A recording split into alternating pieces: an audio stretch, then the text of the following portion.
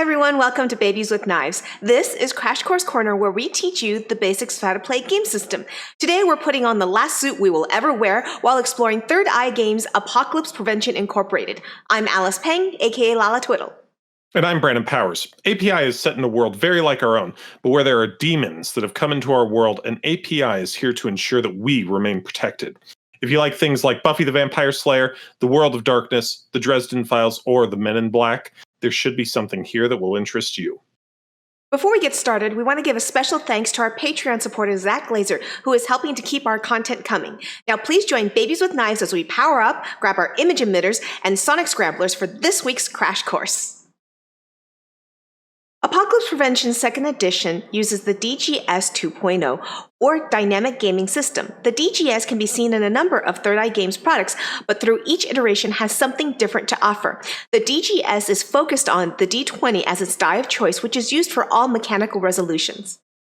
Check is called for, a D20 is rolled, and appropriate modifiers are added to the roll. The higher the final check, the more likely a success is made.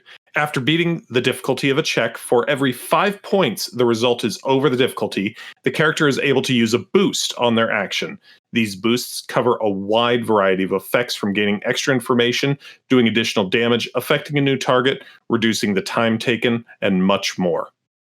While API provides a list of sample boosts, tables playing API are encouraged to come up with their own boosts that fit the story and scene that they are interacting with. On rolls that generate more than one boost, the same boost can be selected multiple times. Difficulties in API are up to the GM, but 4 example task difficulties are provided, from simple difficulty 10 to moderate 20, tough difficulty of 30, and even the legendary difficulty of 40 for the nearly impossible. When rolling the D20, results of natural 1s and 20s are of special note. Any result that comes up with the natural 1 is an automatic failure, even if the character would have enough modifiers to make the action a success under normal circumstances. At the opposite end of the spectrum, a natural 20 becomes an automatic success. Normally a 20 would succeed on simple and moderate tasks, but this rule allows nearly everyone to have a fighting chance to get tough and legendary successes at certain tasks. No further benefit or penalty on actions is outlined in API for critical results outside of battle. When in battle, a few effects are listed to provide additional bonuses and penalties when a 20 or 1 is rolled.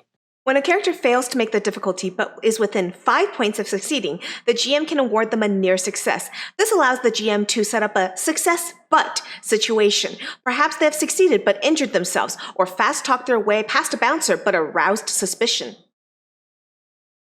When making a skill check, a character should take their appropriate attribute and skill, add the results of the two together, and use that to modify their D20 roll. None of the skills are locked into a given attribute. Instead, they change between the attributes depending on the specific action that the character is taking. For example, a character with beast handling might use it to remember important facts about a ferocious beast with their IQ, but later try to get a handle on how the animal is acting by pairing with insight. And last, try to soothe the savage beast with beast handling and charm. No matter what the combination, the general rule for actions are followed, and characters are earned boosts to increase their level of success for every 5 points they beat the difficulty by.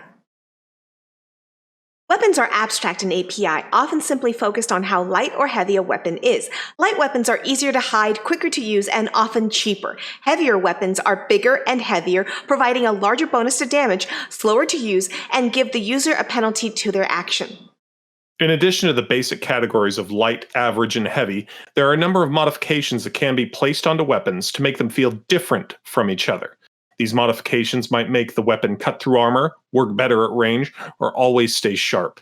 The modifications placed onto a weapon affect the cost of the weapon.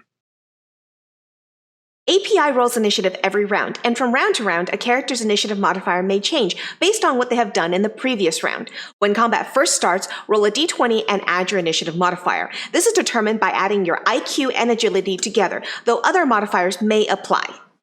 When a character's initiative occurs, they can take an action. Each action has an associated speed, most often between 3 and 8. Subtract the speed from the character's rolled initiative. When their new initiative score comes up, they can take another action as long as they have not exceeded their maximum number of actions for the round. Characters that are targeted by an action are forced to take some sort of reaction that reduces their initiative. Reactions frequently have speeds between 1 and 6, depending on how the character reacts.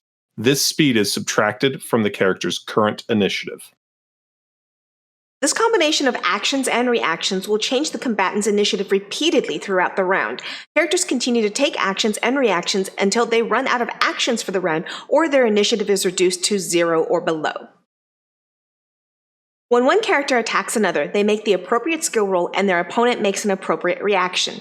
If the target does not make any sort of active reaction, then they may take the hit, which costs them 1 speed and provides a defense of 10. The attacker's action roll is compared against the reaction, and if the attack roll exceeds the reaction, a hit is scored. Unarmed attacks do base damage, while melee attacks inflict base damage plus the weapon damage, and ranged attacks use weapon damage. All of these can be modified by boosts used to increase damage. Damage can be non-lethal or lethal. Non-lethal is from blunt weapons that can take a while to outright kill someone, while lethal damage comes from objects designed more to end someone's life.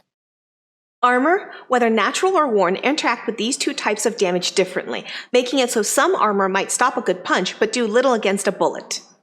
When a character is reduced to 0 health from non-lethal damage, they fall unconscious. When they are reduced to 0 health by lethal damage, they begin dying. When a character is dying, they use their physical resistance roll against a moderate difficulty of 20. If successful, they are only unconscious, but if they fail, the character has died. Every time they take damage while in this state, they need to make another physical resistance check against difficulty 20 plus the damage they have taken. Any failure means that they have died. Just because your agent dies on you, it doesn't mean that it is the end. While dead, it is possible for a skilled medic to bring you back with modern-day life-saving techniques. And if that doesn't work, you might come back as a spectral, a ghost agent that is still tied to this world and that API will continue to employ. For those characters that are able to make it through the fight alive, they are able to heal their wounds. Non-lethal damage naturally heals 3 per hour with rest or 1 per hour if light activity.